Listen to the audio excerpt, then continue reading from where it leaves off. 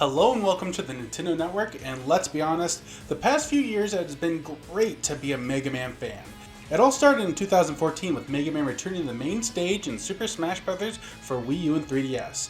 It had been years since we had really much beyond a mention from Capcom about the Blue Bomber, but people's reaction to seeing the classic Mega Man in action again reignited a flame that honestly seemed nearly to be extinguished. But after the announcement of the Mega Man Zero and ZX Legacy Collection, I think the franchise is becoming stronger than ever. It's no secret, I love Mega Man, so any new Mega Man news is great to me. But with the Zero ZX Collection, although not guaranteed, the rest of the Mega Man series should follow suit. But there are interesting ways they could be packaged. An odd topic, and not gonna lie, this video did not start out this way when I began writing it, but since the two series were combined, I find myself thinking about it. So let's take a look. When the original Legacy Collection and Legacy Collection 2 for the classic Mega Man series came out, it made sense.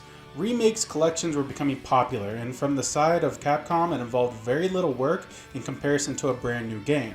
Plus, nostalgia is a powerful marketing tool that most every company knows and utilizes. I'm looking at you, Disney.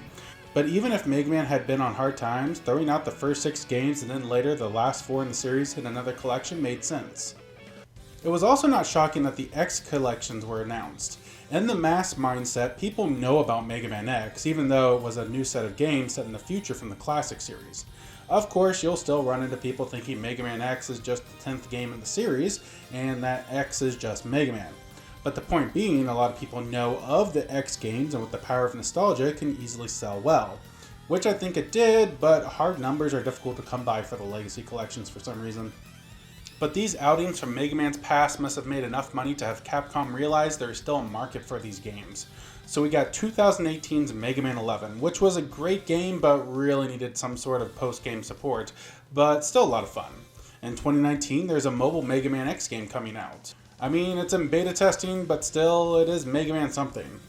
But this Zero ZX collection is giving people another chance to see there is more to Mega Man than Classic and X.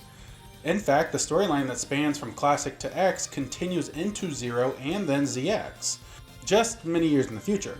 So chronologically, it makes sense that these two come next, and together, as there is only 4 Zero games and 2 ZX games, the same amount of games in the original Legacy Collection. So let's look at what is next for the Legacy Collection. There are 3 mainline series left. The Mega Man Battle Network series, Mega Man Star Force series, and Mega Man Legends. With Zero and ZX coming out, it is safe to say we'll get all these games. I would really honestly bet real money on this one. And that means all of them. All of them on my Switch. There's something beautiful about that sentence. Anyways, but how would they be packaged? Because it's actually kind of a difficult question that not many people realize. Let's start with Battle Network. The Battle Network game has 6 mainline games, as side games are being omitted from these, which is a bit of a shame, but that is a rant for another day. So, a perfect number, right? Maybe not. Let's continue. The Star Force games have 3 mainline games, and also a crossover game called Rockman.exe Operation Shooting Star, which was more of a Battle Network game as it retold the first game with some light time traveling elements that added Star Force into it. Probably won't be in the collection, but I bring this up because how will they present Star Force? The least amount of games that Legacy Collection has had so far is 4, but there is something to factor in here. Versions. You know how Pokemon was kinda huge? Well, many companies decided that what made Pokemon big was versions, and then have version exclusives in each game. And Capcom did this with both Battle Network and Star Force. Battle Network didn't start this until 3 with Blue and White. Close to Pokemon, but different enough to not blatantly be Red and Blue. 4 then had Red Sun and Blue Moon. Adding the Sun and Moon thing might have seemed like a good idea at the time in 2003 to not be like Pokemon, but nowadays it is. 5 was Team Proto Man and Team Colonel, and then 6 was Cyber Beast Gregor and Cyber Beast Fulzar. I'm not going to go over the differences here as I have a whole video planned on that later, but there are enough differences that Capcom couldn't exclude one version over the other. So this could split up Battle Network into 2 versions much like X Collection did and have them packaged together. Battle Network 1, 2, 3 Blue and White in the first, and then both versions of 4, 5, and 6 in Legacy Collection 2. Looking at Star Force, oh god, I honestly forgot that the first Star Force game had 3 versions. Leo, Pegasus, and Dragon. Star Force 2 went back down to 2 with Zeker X Ninja and Zeker X Saurian. Then Star Force 3 had only 2 versions with Black Ace and Red Joker. This leaves lumping them together somewhat difficult and awkward. With a total of 7 games, all of them being on one would be the largest number of games in a single collection, but splitting them up would be awkward. So one game collection seems like the best course for now. Now let's talk about poor Legends. Look, I say poor Legends because we only got 2 mainline games and a canceled 3rd game that was going to be on the 3DS and was honestly my driving force of getting a 3DS at launch.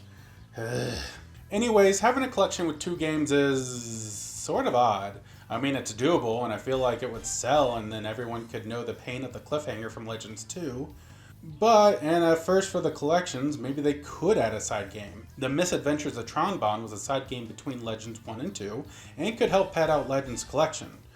Again, 3 games would be the lowest, unless Capcom would want to complete 3 and add it in there, but I'm not going to hold my breath, and having access to both Legends games, and even maybe Tron Bonne, on the Nintendo console would be pretty cool.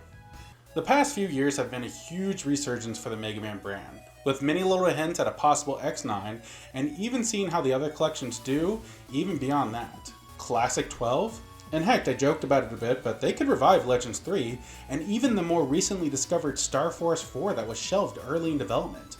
The best we can do is support these collections, show they are wanted and loved. You can have a Switch with every Mega Man game possible! Hey, a guy can hope and dream that this is soon a reality.